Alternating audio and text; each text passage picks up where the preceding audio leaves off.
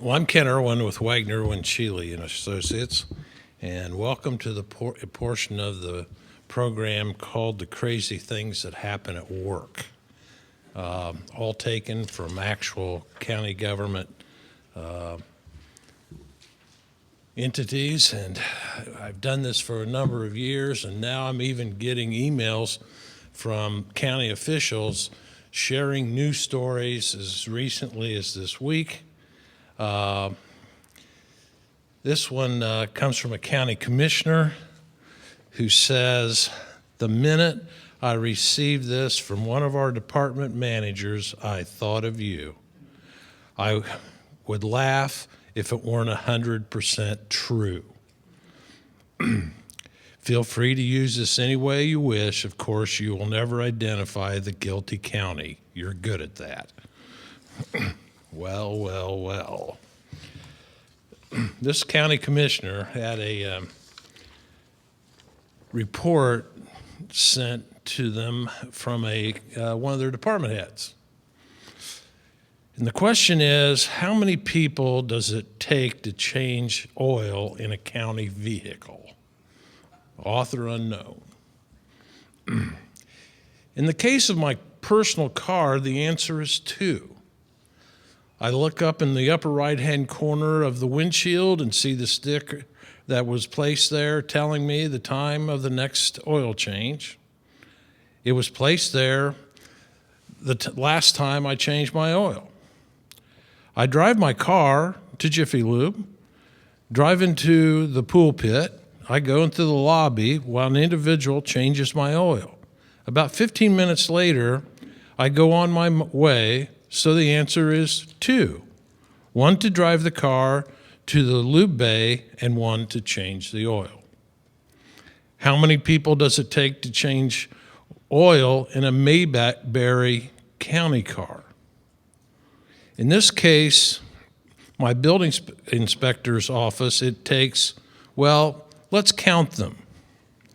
An individual in the highway department generates a notice that is faxed to my agency telling me it is time to change the oil in one of my assigned vehicles. That's 1.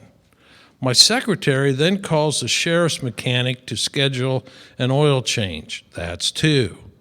The sheriff's mechanic tells my secretary he can't do it because he doesn't have time, but he will order the oil and filter. That's 3. The retail store that is used to purchase the oil and filter sends a delivery man to the sheriff's mechanic's garage and delivers the oil and filter. That's 4. My employee then drives to the sheriff's mechanic, picks up the oil and the filter, and takes them all along with the vehicle needing service to the highway department. That's 5. Because we have to leave the car, the second employee follows the first employee to the highway department so they can all bring him back to Mount Pilot. That's 6. The vehicle is dropped off the highway department. Mechanic services the vehicle. That's 7, using the oil and the filter that was ordered by the sheriff's mechanic, delivered by the retail store, picked up and delivered by the highway department employee, by my employee. The process is reversed, and 2 of the employees previously counted return to pick up the vehicle. About 4 hours later, and using 7 different people, the oil and the filter are changed. And that's how many people it takes to change the oil in Mayberry. And I got a PS. The total cost of all the employees' salaries as a part of this process was over $400. We have our ways of doing things. I'd like for you to take a look at the handbook or handout, and we're going to talk about personnel policies. We're going to talk about Fair Labor Standards Act. We're going to talk about the Family and Medical Leave Act and a number of suggestions that you may want to take with you as you or starting as a new employee, and some of you people who have been around a while.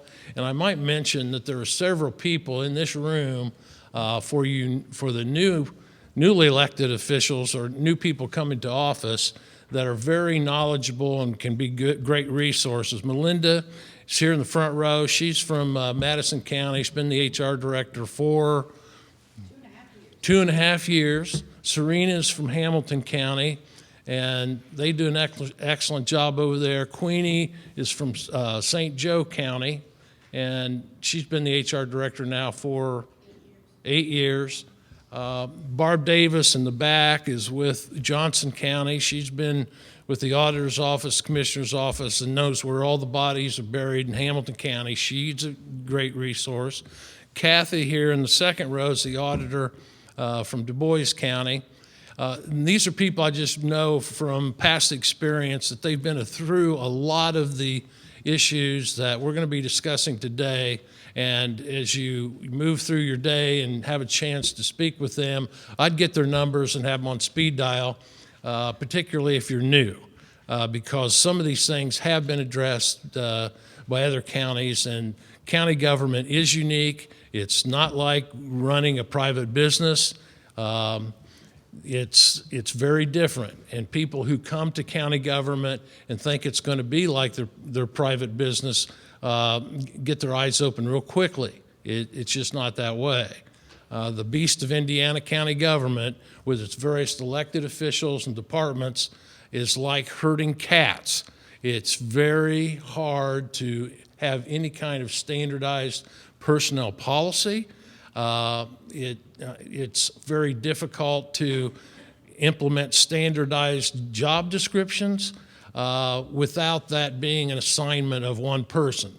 I know in Tim's presentation about there are resources out there to go to develop descriptions, but believe me, we need to make sure that they're reflective of what your jobs are, that they are jobs that are assigned to auditors' employees or to treasurer's employees, your highway department people, and that they do have a connection to the actual job itself, and not just the job title, but the actual job itself. So we can't just be taking a job in Du Bois County and say, okay, this is the same thing we've got in Hamilton.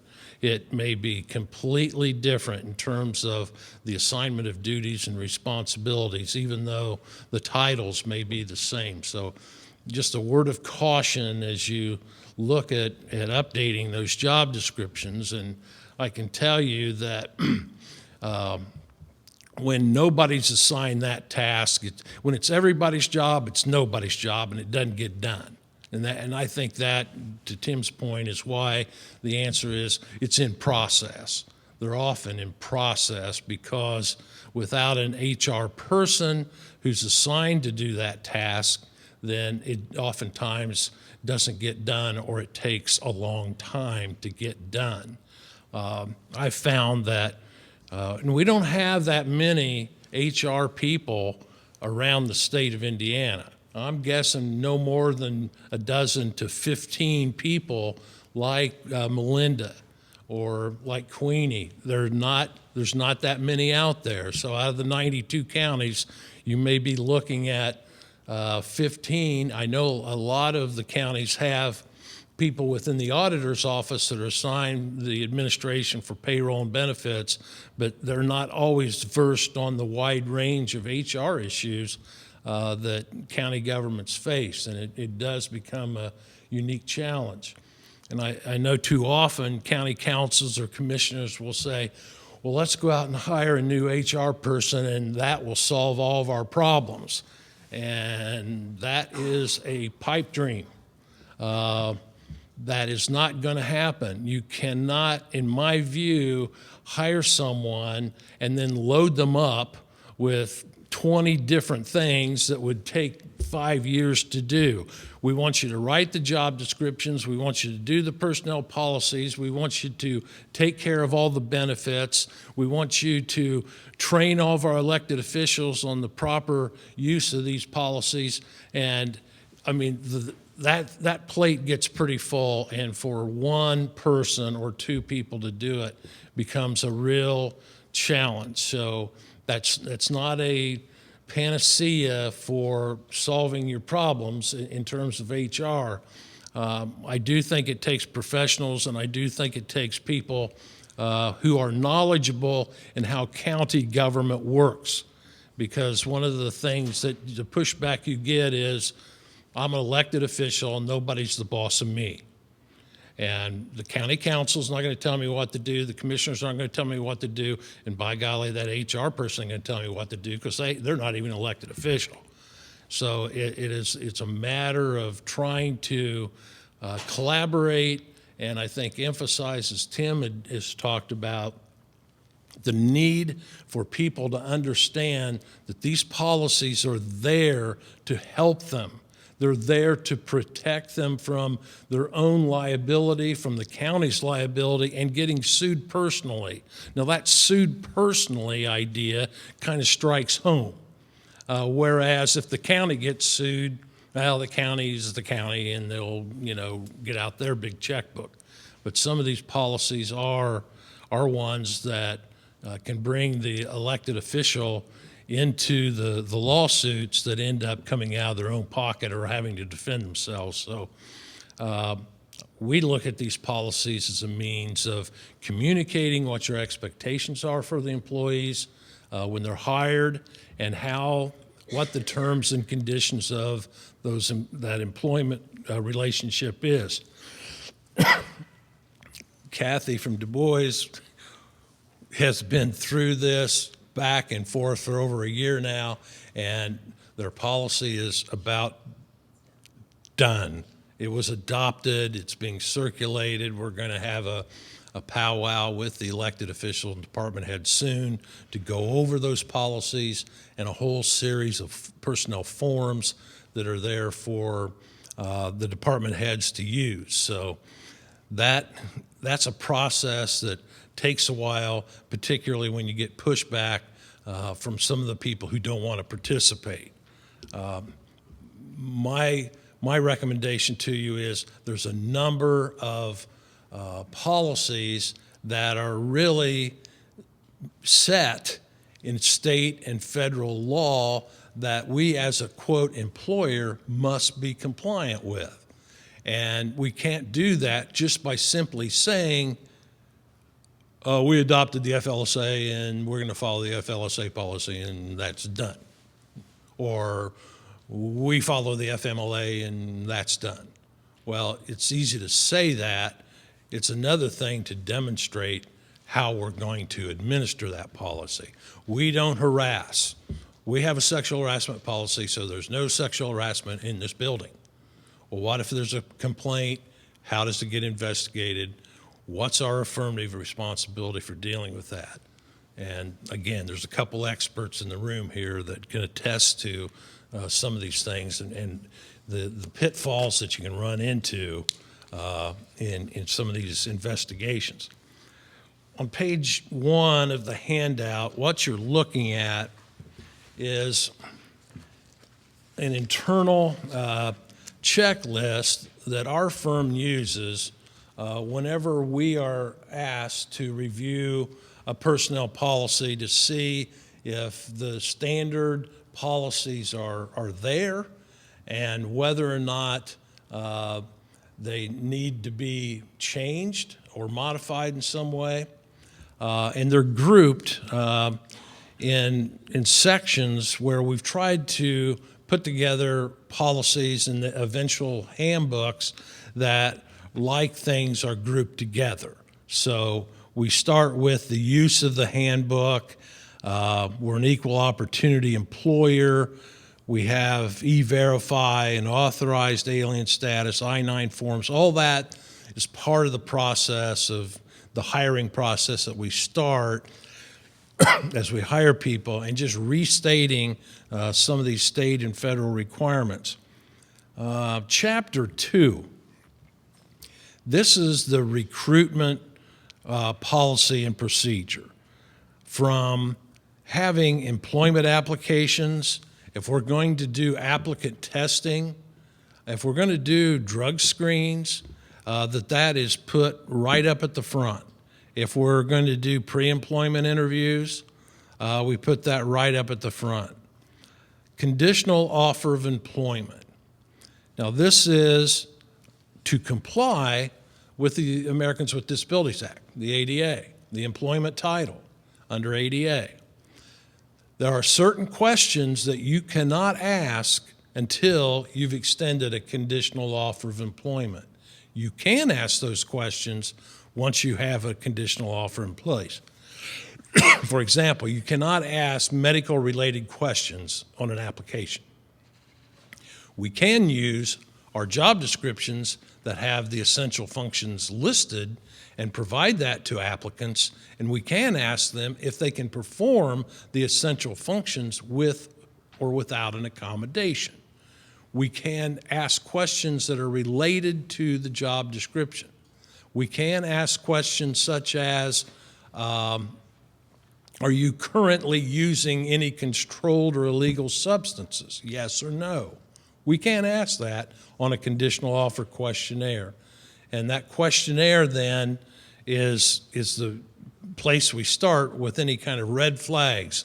If somebody says they're using illegal drugs, we can take that conditional offer back.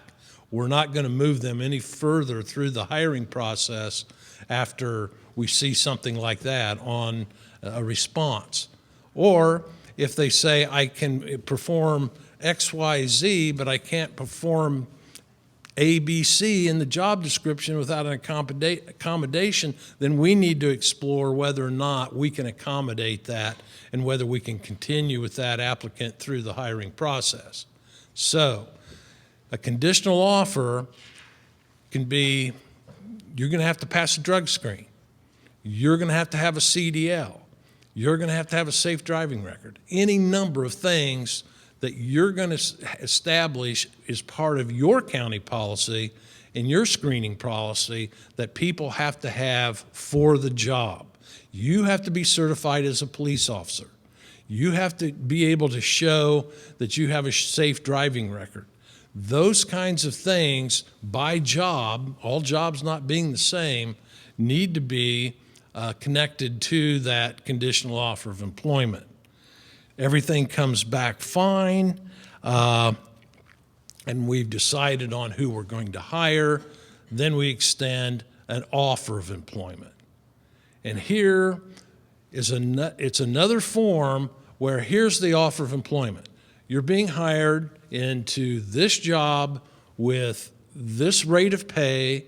It is full-time, part-time, seasonal. You're eligible for this benefit, this benefit, this benefit, or you're not eligible for this benefit, this benefit. This is your hire date. Now, it sounds crazy, but there are times when employees say, well, you got the wrong hire date. You know, I should be getting 80 more weeks of vacation because you didn't count all those years that I was hired, way back when.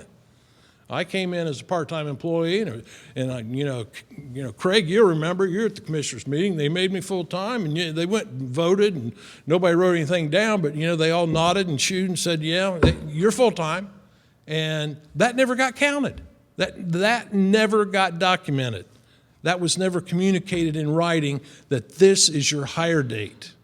Or people go back and say, well, you're not paying enough into perf. I really, have more time coming. It's usually not less time coming. It's always kind of the more time coming. So setting a document and memorializing the hire date is very important.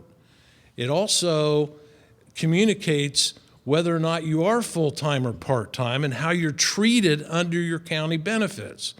Typically, county benefits are reserved for full-time employees. We had a question yesterday from a mayor. Well, somebody's been on perf, but, we haven't been paying in, and they, I'm thinking, how did that happen? Well, the last clerk treasurer didn't tell them, and, it's just, a big mess. And it's always a big mess. And how do we fix it? How do we figure out where these people are in terms of their status.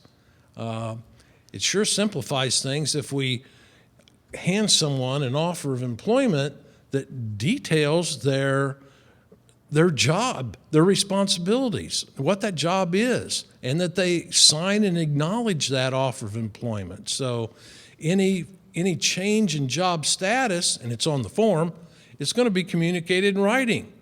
So you don't get to just say, I worked 45 hours last week, so now I'm automatically a full-time employee. A part-time employee can work 45 hours. We just have to make sure that they're paid overtime for any time they work over 40 if they're in a non-exempt position. We'll get into that here in a little bit more detail in a minute. But these are all important documents to have and to follow and to use. Not just to have, but actually use them. These policies shouldn't be collecting dust on some shelf. They're there to use and reinforce what the intent is. I often get the question, do we have to advertise for these jobs? Do we have to take applications? Can we just, hire who we want? Maybe it's, here's a couple of examples. Somebody shows up at your door from the EEOC with a sexual harassment complaint. Holy crap. I didn't know that happened. We're here to investigate it, and you've got to respond. And here's our questionnaire. Here's the opening questionnaire. Question 1, describe your recruitment and hiring process. Now, in some counties, if they're real honest, what they're going to put down, well, Jill left at 8, and there was whispered around the courthouse that there might be a job in the assessor's office, and by 9:30, Linda was walking into the auditor's office signing up for her benefits.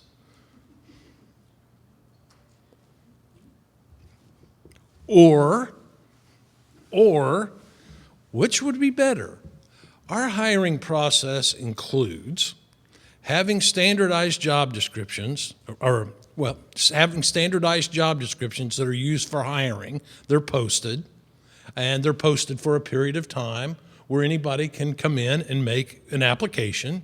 The applications are collected in a big stack, and the hiring authority can then, whoever it is, can go through those applications and pick out the people that they believe are most qualified to fit their job, and then they can schedule some interviews with those people. They can ask them all standardized questions about the job, and then they can pick.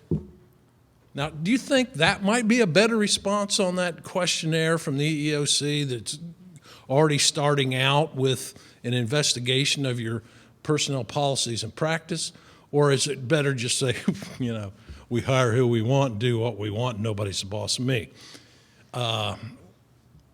Game over in terms of those lawsuits. I mean, we have, and I would bet every personnel policy in the state, every county has an equal opportunity statement. We don't discriminate based upon sex, gender, on and on and on. Now, how do we demonstrate that is the problem. It's not just having that boilerplate statement somewhere in your handbook. How do you demonstrate that you are an equal opportunity employer? You certainly don't do it by saying, I hire my neighbors. Or if being real honest, I've already got somebody picked out before the person even leaves. Go through the process. Even if you do have some qualified people in mind, have a process that you go through. That will be your best defense. And particularly if it's done that way every time. Now, there are certain positions that you may have in your county that are, quote, political appointed positions. Those positions should be outlined that way. They should be clear. And we got into this a lot over the last 8 or 9 months, principally because the Department of Labor raised the salary threshold in an amendment to the FLSA to $47,476. It's now temporarily on hold by a Texas judge. It's been suspended, and who knows what rules will be in place when we leave today. They may all change. However, it's created mass confusion, and a lot of the employers have made changes to those classifications. They've raised some people up to the 47 because people previously that were not making that, who were exempt, were going to work considerably more overtime. So there's been a lot of review of jobs in county government here over the last 8 or 9 months. Some jobs were left or converted to non-exempt, and we're going to pay them time and a half if they work overtime. Some jobs don't work much, people in those jobs don't work much overtime, so that's kind of a non-issue. But the political appointed piece was really not examined very closely. Most of the political appointed positions were considered exempt. And we've worked with a number of counties, and their old job descriptions probably say exempt. But under the FLSA, there is a provision for excluded, not exempt, not non-exempt, but excluded personal staff of an elected official, someone who is appointed that serves at the pleasure of the elected official, can be terminated at any time with or without cause, and is excluded. Now, the use of that excluded provision was of benefit to some counties as they looked at the 47,000 because they weren't going to pay the first deputy in the assessor's office $47,000, or the one in the recorder or treasurer or auditor or anybody. Sometimes the elected officials don't make $47,476, so they're certainly not going to be paying the chief deputies in those offices that amount of money. So some counties have gone back and have made that clear that those first deputy jobs are excluded from the FLSA. Okay? Not required to receive overtime under the FLSA, and they're just set aside. The salary threshold doesn't matter. It's still the $23,666, whatever it is now, is the salary threshold, and whether or not that's going to go up, it's certainly, I don't think it'll go down. Who knows? But nonetheless, that's a provision that can be used, but I think it needs to be clear from day one when a person is appointed to a chief or first deputy position that they understand that that job serves at the pleasure of the elected official, and then in 4 years from now, there's a newly elected official, or in Carroll County's case, a new auditor every 8 or 9 months, that job can go, or whoever's in that job can go. But they need to know that. Anybody who takes the job ought to know how that's the terms and conditions, and understand that that is one it is subject to a political appointment.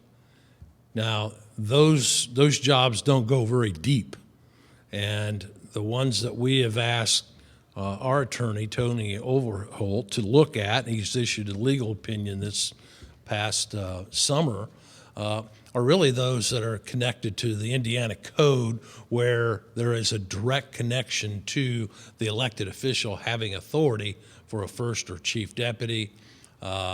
In the commissioner's cases, the highway superintendent, not elected, but there's a few of those jobs that are outside of that elected official office that can fit into that grouping. Do you have to use it? No. You do not have to use it. It's an available classification, and I think one that ought to be looked at. Even if not for the FLSA, if we have this political nature of hiring certain people, in those jobs, I think we need to put that on the job description in, big bold letters. This is a political appointed job, serves its pleasure. People sign and date that so that in 4 years from now, you don't get the other side coming back and I wasn't really the first deputy. I was just an Indian. I wasn't the chief. I couldn't they wouldn't even let me go to meetings. I was out of the loop. And I tried to tell that last auditor what to do, and she wouldn't listen to me, by God. But I'm here now pledging my allegiance to you, newly elected auditor, and I will forever be grateful for that, blah, blah. Anyway, it's important that we communicate to people their status at the time that they're hired, and that the job descriptions accurately reflect what they're hired to do, and that they meet the qualifications either in education, skills, knowledges, and responsibility. Employment categories is mentioned here in the recruitment process. You need to define what's full-time, what's part-time, what's seasonal, if you use it, or temporary, or what we would call affordable care full-time, meaning if you work 30 hours a week, you're eligible for affordable care insurance as of right now, and likely tomorrow. But just because you're eligible for the insurance does not automatically make you eligible for all the other county benefits we afford full-time people, what we consider full-time. You may consider full-time to be 35 or 40 or 37 and a half hours a week, not 30. So you can carve out this Affordable Care Act definition that would apply to people who were working the 30 hours a week on a regular basis. Again, average. If you go over one day, you're suddenly not entitled to. If you go over one day, you're not all making, And you can hire people in the summer who are going to be a seasonal employee that work regularly 40 hours a week, but they're not going to be working continually through the year. So if you do that, there ought to be some separation before you hire them back. There's a way to track all that in the Affordable Care Act, and it is important, but make sure that, again, that people understand what category they're being hired into.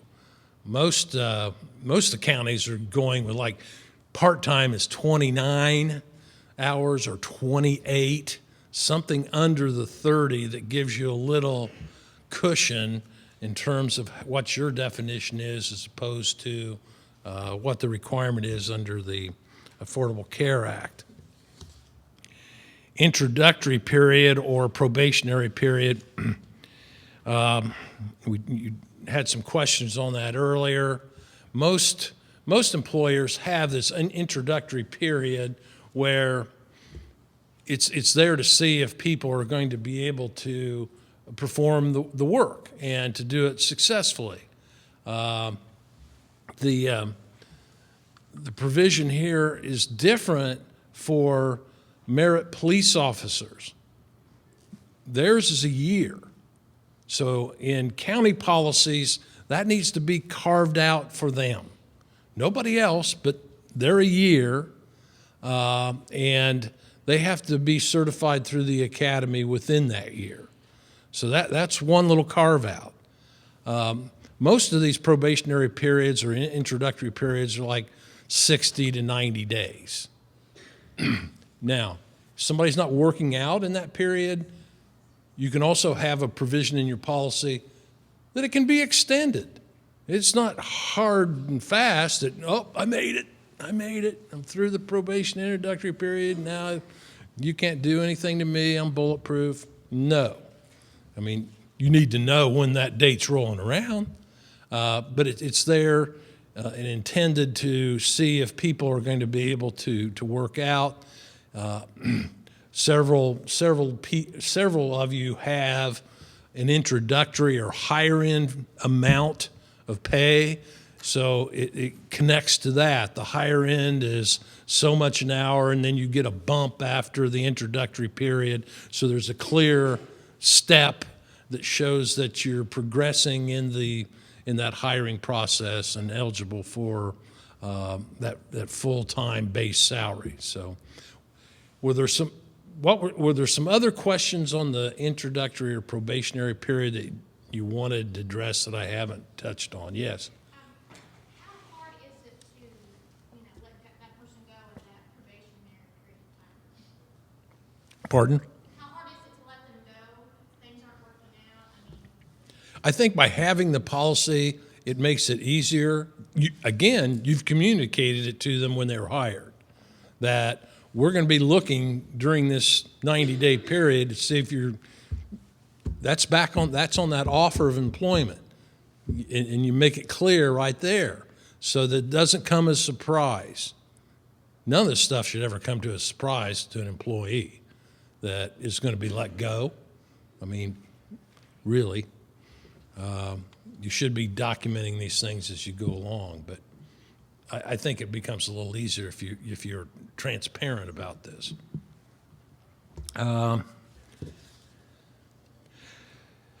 Then the personnel files, there's a number of files that are confidential. There are some files that are public records, and those need to be communicated in the handbook as well.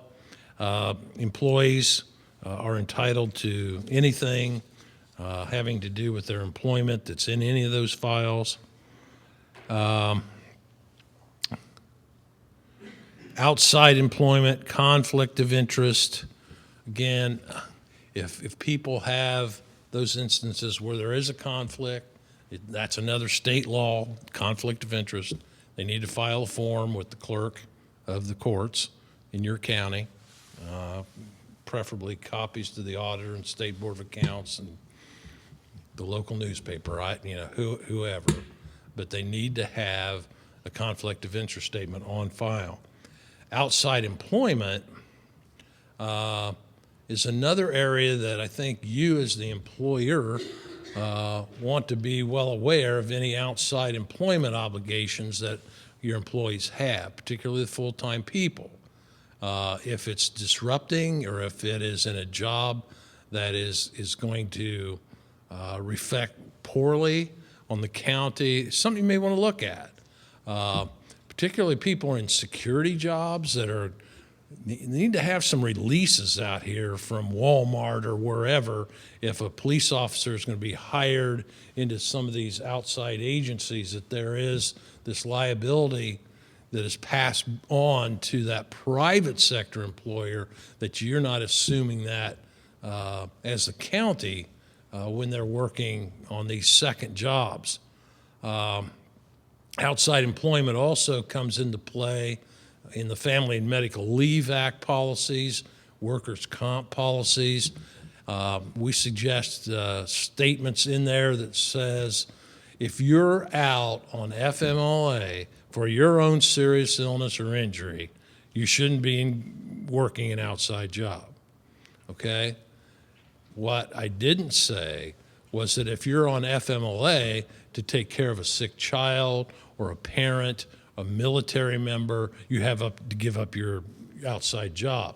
But if you have a serious illness or injury that prevents you from working at the county, then you should not be working in that outside job. Now, absent that statement in your policy, and you run across somebody who's working in another job and they're on FMLA, you can't do anything to them. So you need to make sure that that is a statement that is in your policy and everyone understands it. One of the policies that we've developed in response to a number of instances where a regular employee becomes elected to an office, and what's their status, how are their benefits treated, particularly their paid leave time. This policy basically reads, if you're the deputy auditor, full-time, you've got all these benefits, you get elected to auditor, then we settle up, okay? If you've got any vacation time on the books, if you've got any comp time, what's the comp time called? The crack cocaine of local government, okay? It's addictive, you get hooked on it, and it's very, very expensive, and we can talk about that a little more. But if they've got any comp time, it needs to be paid off at the time they leave elective office. The policy also provides for any accrued sick leave would be frozen at whatever number they've got. So in the event that they would return to a full-time county position, that would be available to them upon return. And the time in office would count towards their longevity on any benefits like vacation schedules, so they wouldn't have to come back to square one if they came back. So it's really a policy that I think is there to benefit those individuals, and there have been cases where people who have claimed to have lost a lot of days when they took elective office and came back to a full-time job.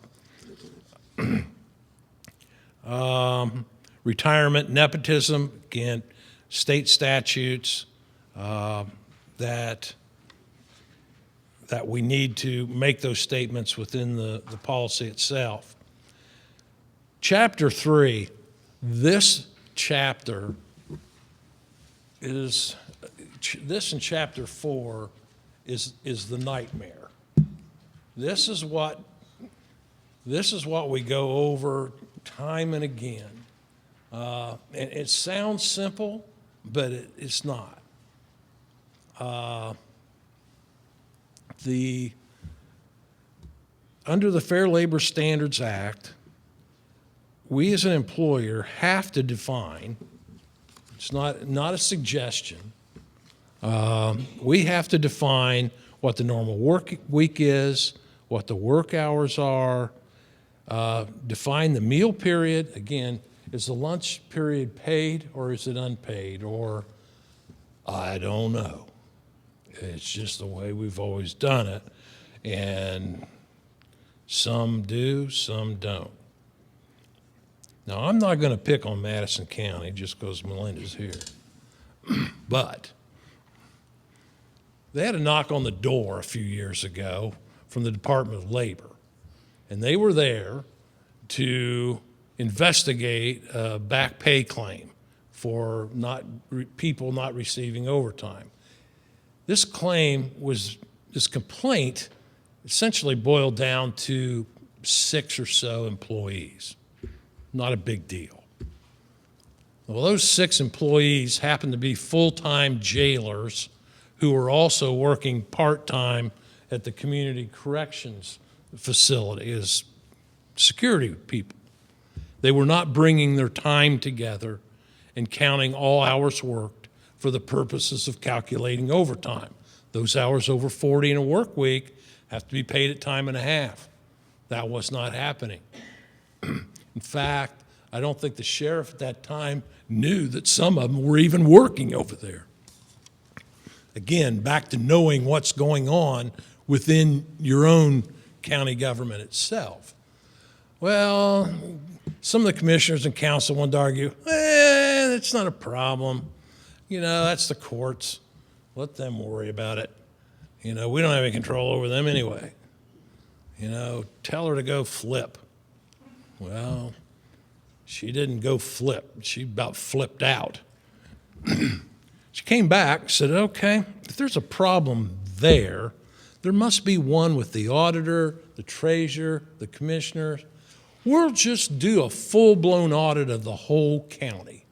And what that entailed was having every elected officer and department head reconstruct their time records for the past 3 years for all their current employees or anyone who was working for the county during that 3-year period.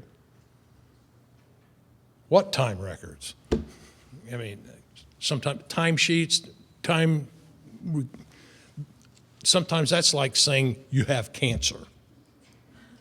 What do you mean they're going to keep track of time?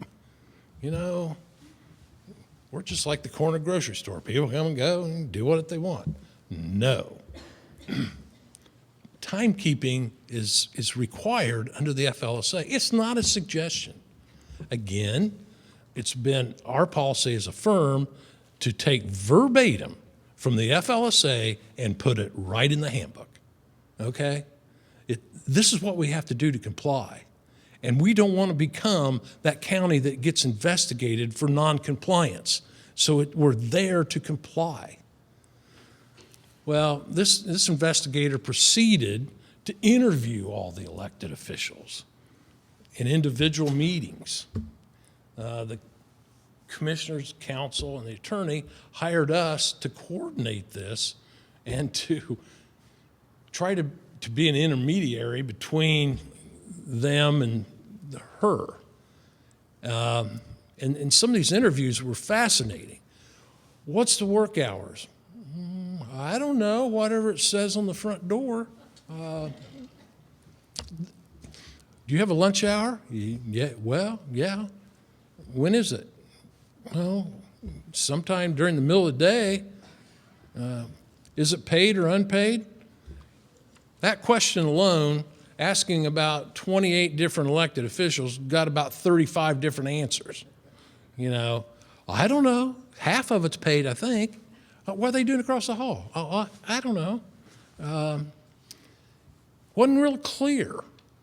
So it's important that we list, and Kathy's been through this, boy, it's like pulling teeth. When do you start? When do you end? And do people have a break for the lunch period? And are they getting paid for it, or is it unpaid? Does it count towards the hours worked in a work week or not? Now, it's my recommendation for most jobs in the county that it be unpaid, that there's a clear break and it doesn't count and it doesn't pyramid to get overtime. Most jobs, except for some of the 24/7 jobs like jailer who are in a shift. They're not allowed to leave. They eat at the jail, and they're still working. That's better to just count, if it's an 8-hour shift, 8 hours, including the meal period. But the people at the courthouse who can come and go, no. We need to be able to clearly document that. Well, my girls have to eat at their desk and answer the phone, and we just can't leave. We're just so busy all the time that, you know, it's impossible. Can you stagger the shifts? Well, no, they like to eat together. You know, we can't do that. Or is it possible for you to stay if somebody's gone? Well, I'm an elected official. You can't tell me what to do. Okay, well, we're running out of options. But I think here, this isn't, in my view, this isn't a policy that everybody gets to vote on. I think it really comes down to the commissioners and the council. Why the council? They set the pay. What are you paying for? Okay? So oftentimes you'll see not only having a handbook, but also appending some of these paid leave policies right in the salary ordinance. I think it helps the auditor, particularly, or the payroll person, when you got people slamming down by God, I wasn't paid properly, you got to do this. It's not the policy. I can't pay other than what the policy states. It's a law too. An ordinance is a local law. I've got to follow that. I can't break the law. I'm sorry, Judge, I can't pay Linda for being off on Friday without taking a paid leave day. Oh, the courts have to apply with this stuff? Well, the county employees are subject to our policies, not the judges, but that's a whole nother 10 hours of discussion. But these policies in the salary administration are all intended to make sure that we don't get into back pay issues over not having proper documentation or not knowing what the rules are. If we have people who are working in multiple jobs like Madison County had, then we need to know that that time needs to be brought. It's not, you can't do it. It's that you've got to pay people properly when they do it. So multiple positions, we need to add the hours together, and it's time and a half after 40. Those overtime policies also need to be explicit as to what counts as actual hours worked. If I work 5 days a week, 8 hours a day, and I'm off on Friday, and I want to be paid, then I need to be taking one of my paid leave times to do that, or comp time to do that. I cannot be paid for not working without having a use of paid leave time. That's ghost employment. That's another policy that I highly recommend that you include in your handbook, because it tells people that if you violate the ghost employment statutes, you are subject to a felony. Now it's getting interesting. And it's a felony for receiving money that you didn't earn, and it's also a felony to authorize it. So we now nail both the employee and whoever the supervisor may be. If we're going to have emergency closing, the courthouse will be closed, the electrical went out, the building's going to be closed, we're going to send people home. How are we going to treat them? Are they going to get paid, or they're not? What, you're going to make them use a personal day? What's going to happen? Now, fortunately, it hasn't been a very bad winter yet. Addie Rooker's with me. She fields a lot of questions from counties around the state. And one of the questions we get often in the winter months is, well, the commissioners closed the courthouse and sent the girls home. And God bless it, it's not fair. They got paid for sitting at home. My guys at the jail, they had to come in and walk down here uphill in the snow barefoot to get to the jail. And by God, it's just not fair. And I demand that we get the same thing they did.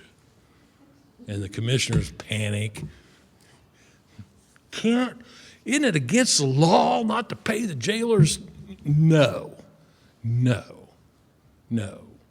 That's the nature of the job. That's what they're hired to do. We don't want non-public safety people out here clogging up the roads. That's why we tell them to stay home. But we want we're not going to close the highway department during a snowstorm.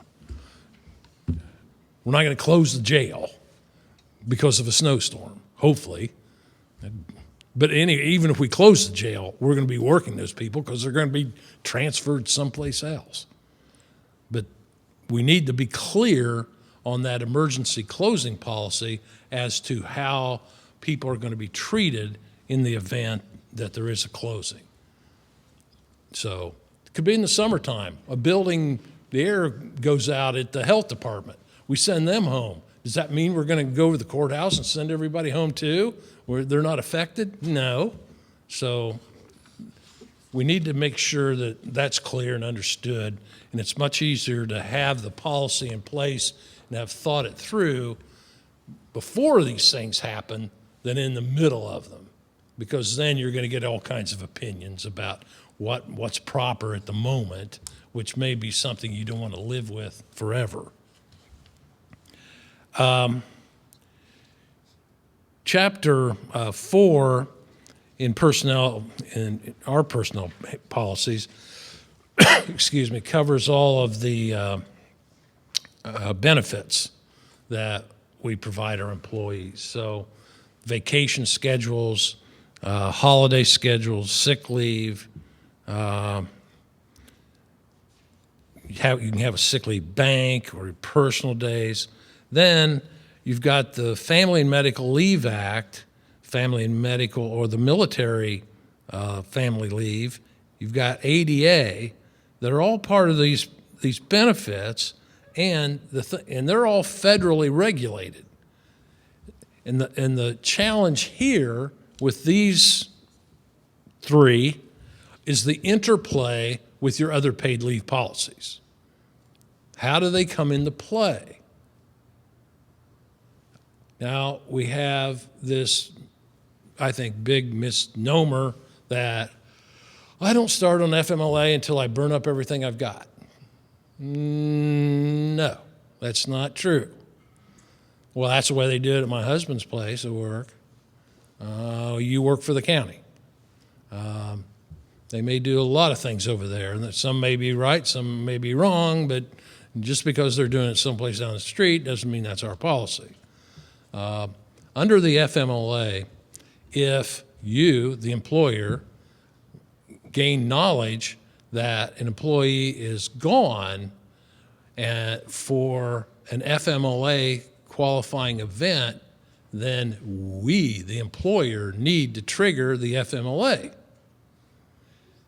Easy one. Somebody's going in for surgery. Somebody's having a baby. That's automatic. It starts.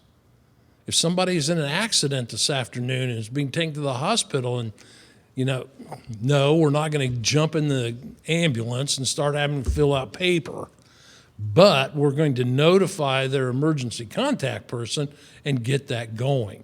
We're going to start marking the time beginning today as the first day of their FMLA so that we can track their eligibility through time. They cannot waive their eligibility rights. Well, I don't want to take FMLA. They can't waive their rights to FMLA. We as the employer have that responsibility to initiate the FMLA. I mentioned Addie. She works with a number of smaller counties in Indiana on FMLA.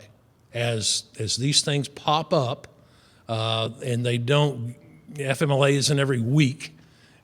Sometimes it is. It seems like it, but there are specific time frames that you've got to respond. There's a series of forms that you need to be using. The Department of Labor provides you with those forms, but you also need to be determining whether or not they're eligible if they meet the time limits to be eligible for FMLA. If they're going to have medical certifications, if the information is sketchy or it doesn't come back at all, did you count the time they were off against their FMLA entitlement? Those are all the kinds of pieces of this thing that need to be reviewed in a process, and they need to be done the same way every time, not just one way for the treasurer's office, another way for the highway guys.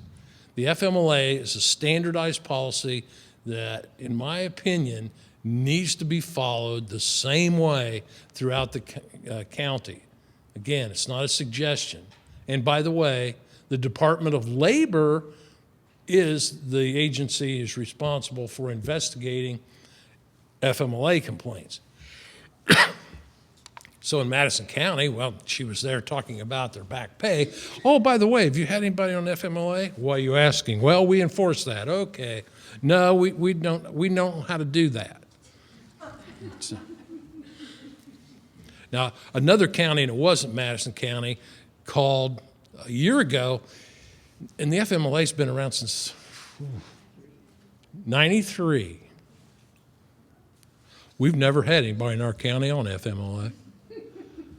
Nobody ever went to the hospital? Nope. Well, yeah, they did, but nobody have a kid? Well, yeah. We just didn't know how to use it. Oh, okay. You see, these guys love to insure that kind of stuff. They just love it. The premiums, they're nodding. But no.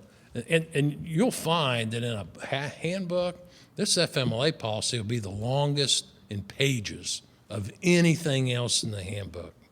But it needs to be explicit.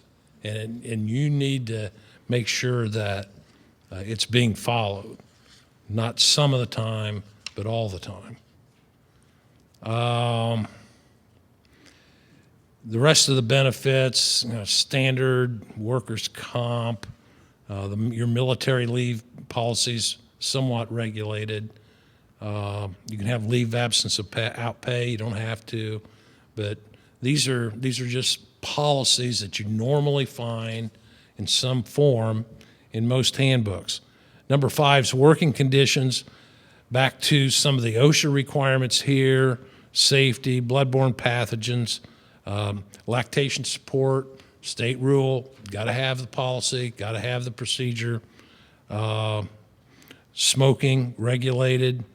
I'm suggesting you have a social media policy. The IRS is involved in the take-home vehicle policy and how that's a value to certain employees that have take-home vehicles. Well, I don't think that's fair to charge me $3 a day. What? You have a brand-new SUV.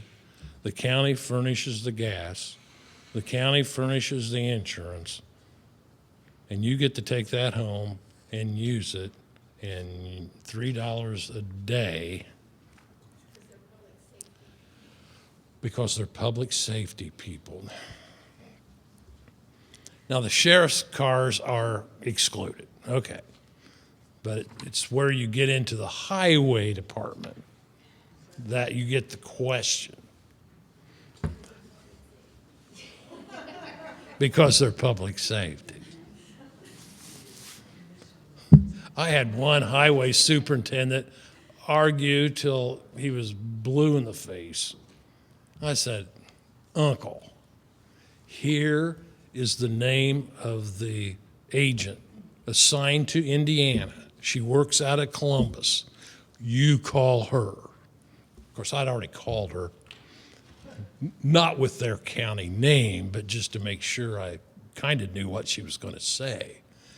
You're telling me that this guy is justifying this because he's inspecting county roads every time he jumps in that vehicle?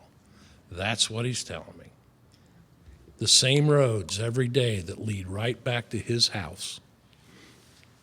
Yes. Call her. Well, I better pay my $3 a day. Well, it also brings the county liability too, over, in my view, a minuscule. I would look at it as a benefit, frankly, having those vehicles. Well, I never drive it out of the county. It's always on county business.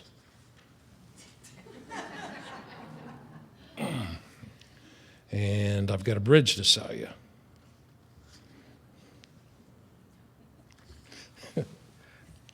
Crazy things that happen at work. A long time ago, there was a health department guy in Allen County who took the mosquito mobile to Florida on a trip and got in a wreck at the Daytona 500. His wife had put out a missing persons report. Oh, it just got better by the moment. He got arrested for a DUI in the bug mobile. I think, you can't make this stuff up.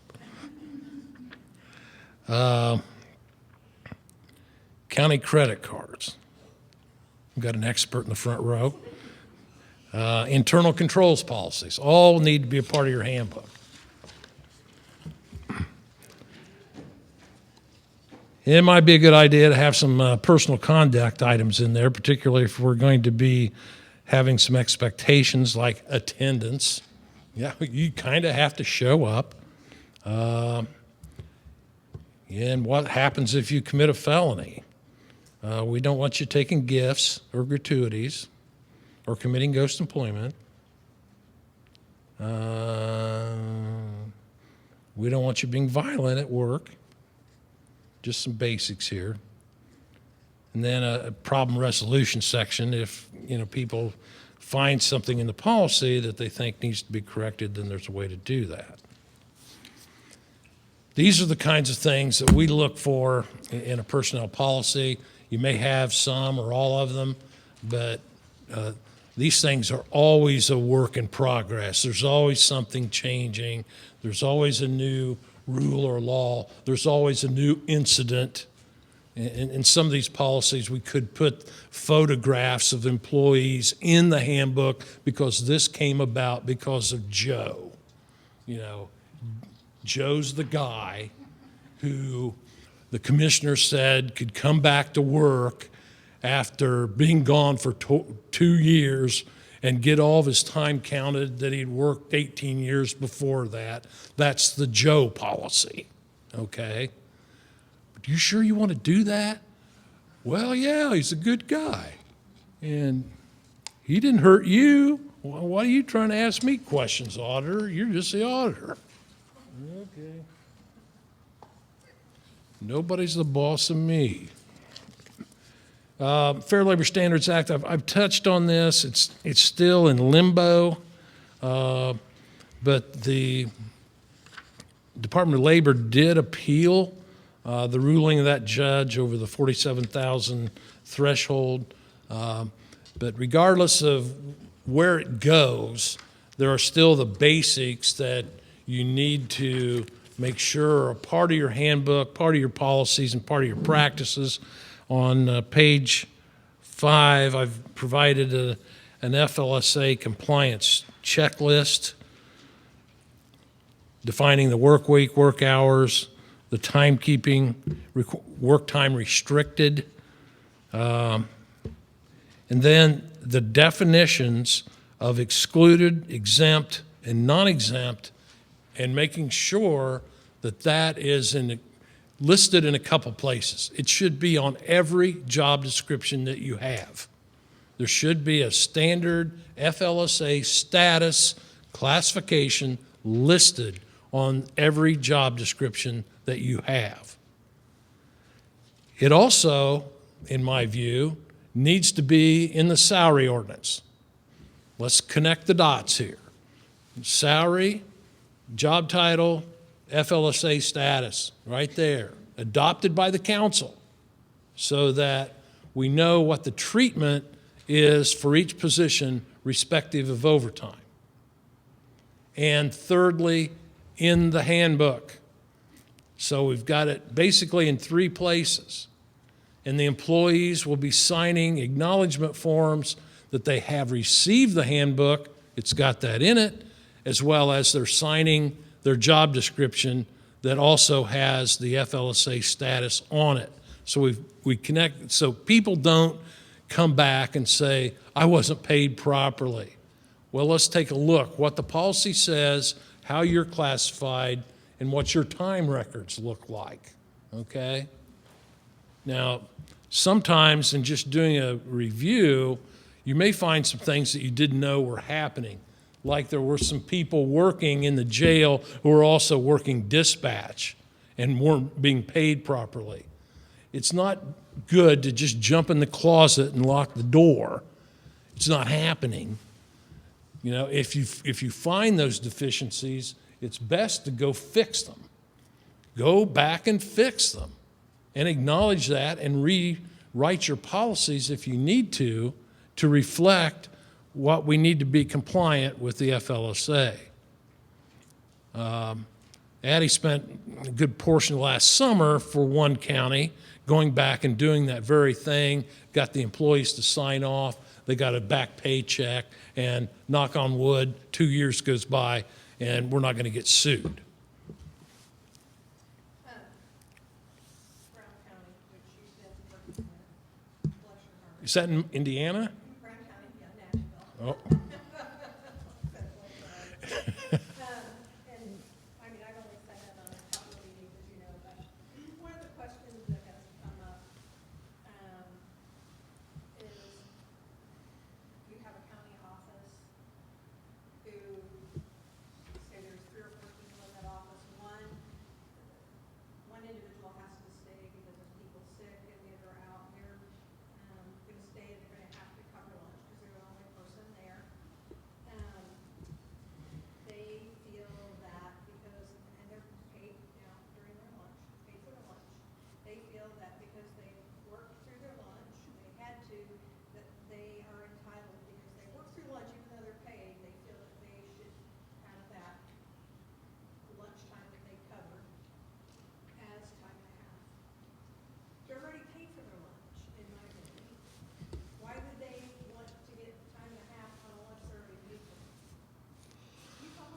Yeah, yeah, yeah. The, Addie, can you come here a minute?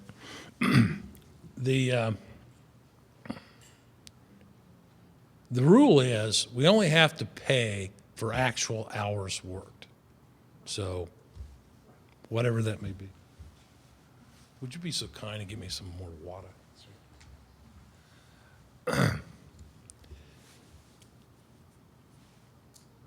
It's back to my suggestion, I'd made it in Brown County as well, that that hour, if you're not working, it's unpaid. I agree. I agree with you. So if it's unpaid and then I have to work it, then I get paid. And then I get paid for it. Right. But if you're already paid for it, you don't get to tack that on at the end of Thank you. the week and say, I get now 3 hours of overtime, because you're already paid for it. Okay. Then my second question is, Let me finish the other problem is, under the FLSA, this comp time is regulated by the government. So we don't want to get into that area. So in all your policies, it's important to make sure that you're distinguishing between what's FLSA comp time and non-FLSA comp time. What the heck's he talking about? Well, there's two flavors here. FLSA comp time is at time and a half after all hours actually worked after 40 in a 7-day work week. I work 35 hours, my normal schedule. And I work 35, 36, 37, up to 40, and I get an hour for hour in some instances. You don't have to, but if you use non-FLSA comp time, that would be an hour for hour basis, not time and a half after 35 hours in a work week. The government doesn't regulate those hours. It's just the time after that. And they set caps on those hours. So back to making sure it's clear that if I do work, yeah, I'm going to get paid in addition, but having it, in my view, having it paid in offices where people come and go and regularly take a break is not the same as somebody who's confined to the jail or to a 911 dispatch center where they can't leave. And I think there's some cases there where if I stay and eat a sandwich at my desk, I'm going to get paid. But if I take my sandwich and walk down the corner, no, I'm not going to get paid. So, I mean, and the problem, I think, is kind of, again, it's an Indiana problem in terms of every elected official wanting to do their own thing, as opposed to having a standard policy for people who are working the same basic set of hours. Again, Kent's opinion, everybody didn't get to vote on it. I mean, that's what takes policies forever to get done, is that one person says, well, I think we ought to send them out and let all the employees. I said, hell's bells, you might as well let everybody have their own individual employment contract. I don't like that. I want to work over. I don't like the work hours of the county. Where else do you go to work and get to pick your own work hours? Where do you go in the private sector and you don't have to keep track of your time? Where? But something about this, it's just like, and then I have a second question if I may. yeah, With like, if you have your exempt employees, those people still have to pass that test to be exempt, right? So county council, county commissioners can't just arbitrarily go, oh, department head here, I'm gonna say they're not an exempt employee. no. Well, that's what I've been trying to tell them, because they have removed people that were exempt and actually passed that test and made them, not exempt. Well, I think that's another step in your process that I've talked to the commissioners and council about, because they haven't been through the process of the job descriptions, okay? Then taking the job descriptions against the duties test of the FLSA to see if they qualify or not. You have to meet a professional test, an executive test, administrative test, very narrow test, to be exempt. And it's not the job title. We were talking about a call came in when we were coming down today. Well, the commissioners have got a new job at the parks, and it's called a caretaker, and exempt. They're going to pay it $20,000, and it's exempt. Ooh, how did that happen? Well, they're just calling now to see if it was okay after they already did it. Well, that's good. We love those calls. Really, if you calling in advance is a lot better than making a decision and trying to undo it. But anyway, the caretaker idea, we don't know, maybe this person is given a residence there at the park. Maybe they live there. We don't know. But the idea of a caretaker who the work is likely mowing, clearing snow, it's manual work. That work is not going to qualify as exempt under the FLSA, regardless of what they call it. And we see this a lot around the counties and the courthouse.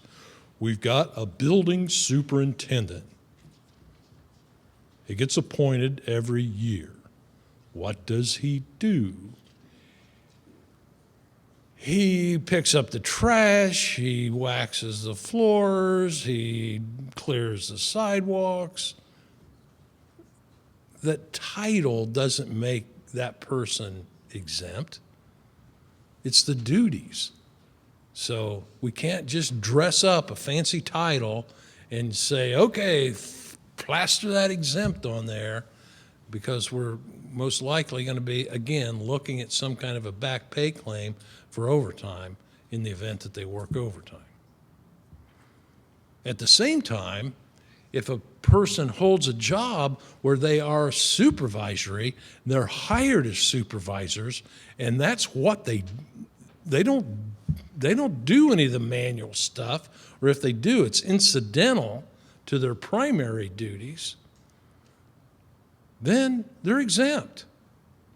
Well, by God, that's not fair. The guys on the crew, they're getting overtime. I'm not. You're paid $8,000 more than they are.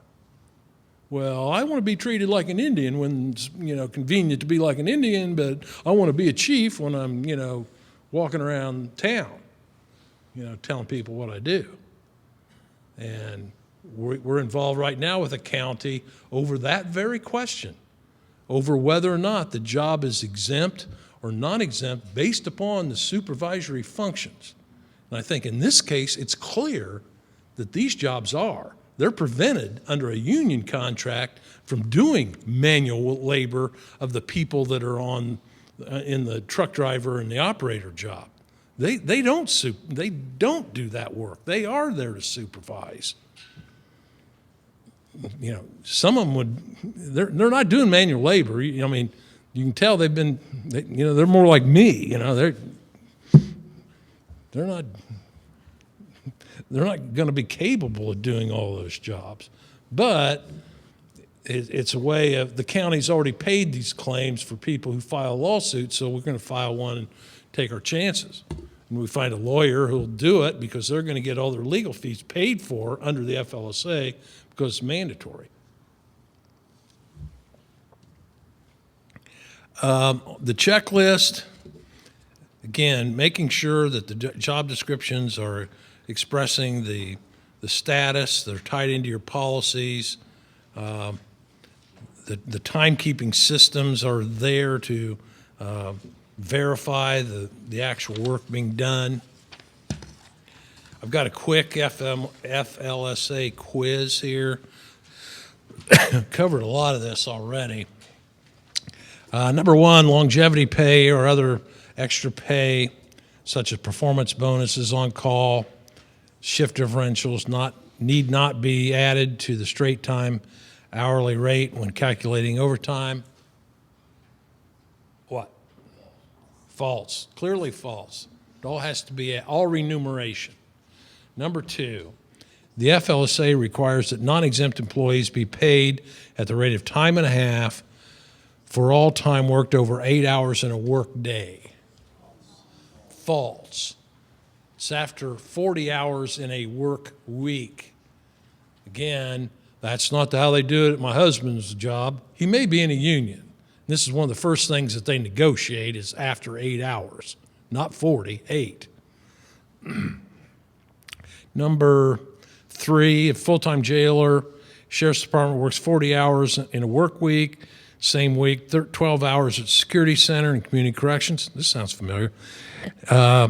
He or she is entitled to overtime at the rate of time and a half for the 12 hours over 40. True if they actually worked 40 hours, okay? If they were off on a sick day or a vacation day, under the FLSA, you have to actually work. So I may be paid for being sick, but I didn't actually work, so that doesn't count towards the 40. So it could be false if I actually didn't work. Number 4, salaried employees are not entitled to overtime pay and comp time for work over 40 hours in a work week. This is a trick question. It's F, and it's true and false. Salaried exempt. Okay, salaried exempt employees have to be paid on a salaried basis. They cannot be paid hourly and be exempt. Okay? Non-exempt employees can be paid on either an hourly or a salary basis. If they're paid on a salary basis, the only time you have to worry about the overtime rate is if they work overtime in that week. Then you have to derive a time and a half rate based upon their annual salary. So if they're working a 40-hour work week, the annual hours is 2,080. So you divide 2,080 into their salary. That would give you your straight time rate. Then time and a half would be the overtime rate. But that'd be the only time you'd worry about that calculation.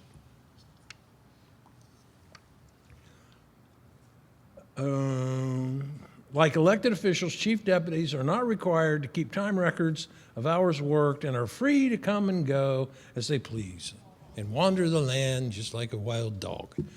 False. Again, that's not fair. Now you're telling me that I'm excluded. Now I got to keep track of my time. That ain't right. That's against the law. No. The Indiana wage statute says you have to keep track of your time. It doesn't say except for exempt. It doesn't say non-exempt. It's all employees. The only people who are excluded from the timekeeping requirement are elected officials, period. Okay? In the employee group. So, still not fair.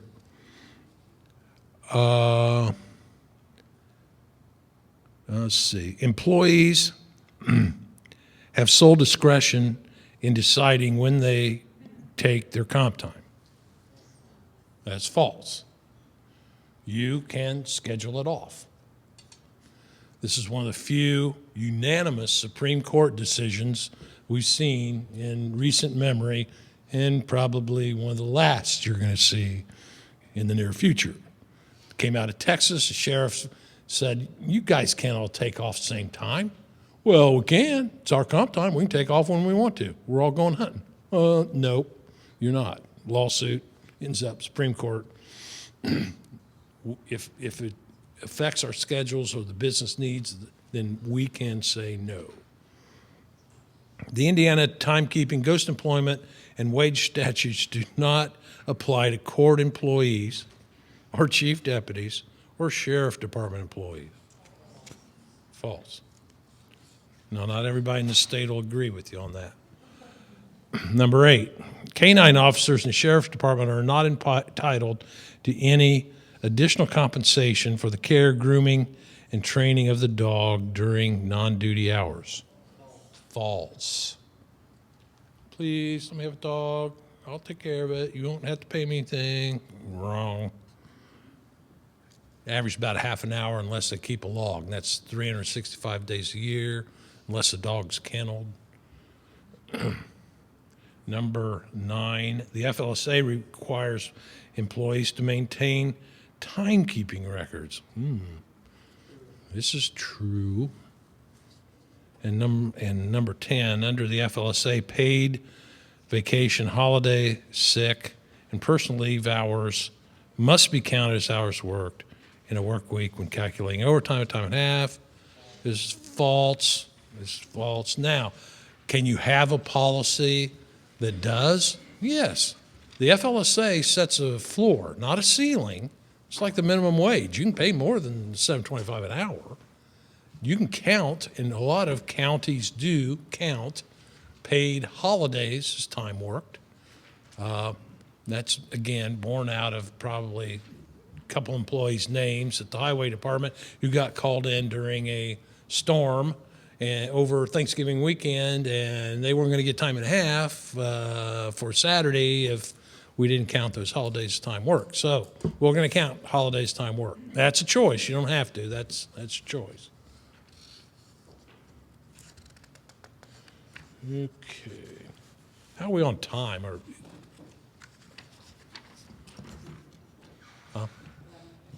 Thank you.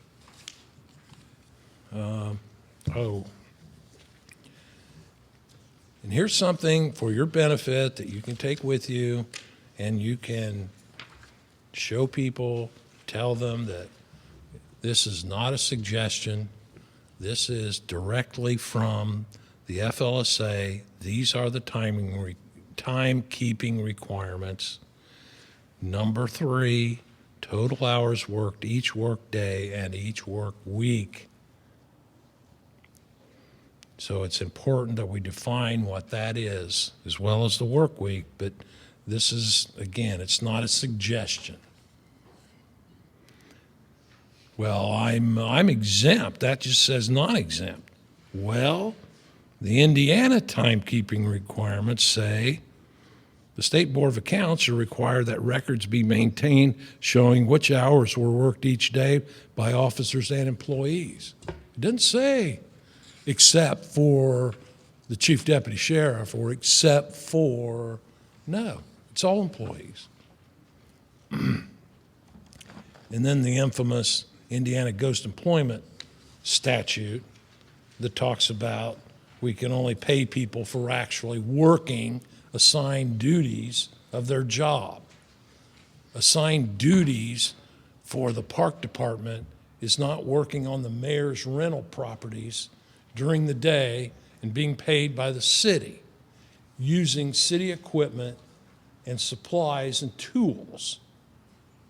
Now, that was a tough lesson for one mayor who's now in federal prison in Indiana. So, Question, Kent, what are your thoughts on departments that have employees who are responsible for training new hires, and that department crediting the trainer with extra time in the form of comp time on their time records? question is, somebody responsible in individual departments for training new employees and crediting the time of the trainer with comp time? So Kent, you're gonna train my new worker today, and in exchange for doing that, I'm gonna give you an extra hour and a half of comp time for your 8 hours in training. I'm training a new person. I'm being paid. Your 8 hours to work. Yes. And I'm gonna give you an extra hour and a half on your time record. I'm gonna record an extra hour and a half of pay that I'm giving you in the form of comp time because you're responsible for training the new guy today. Not unless you have a policy that allows you to do that. No. You shouldn't be getting comp time for an activity you have been assigned to do. That's part of your job. You're going to be training someone. As an elected official or department head, I don't have the ability to go around and say, oh, you did a great job today, Sharina. I'm going to give you another $500. Way to go. Okay? Here's a credit card. Head on down to wherever you want to go. Take it with you. Now, Addie, on the other hand, and she'll hold me to this, I can give her a credit card and say, here, you did a great job this week. And I have done it. I can do it. I'm a private sector. You can't do it. I mean, these are public tax dollars. You just can't do it. Is it ghost employment that you think that impacts, or? You're receiving a benefit that you're not entitled. Well, they're being paid 8 hours if they're break, and then you're just tacking on another hour and a half out of the year. Yeah, that's the same as just saying, here's some extra money. Comp time, crack cocaine, local government, you know. I have a question. A few years ago, our HR director, who's now gone, changed our lunch policy where we can take the 2 breaks and stack them onto the half-hour lunch to get an hour. What is your opinion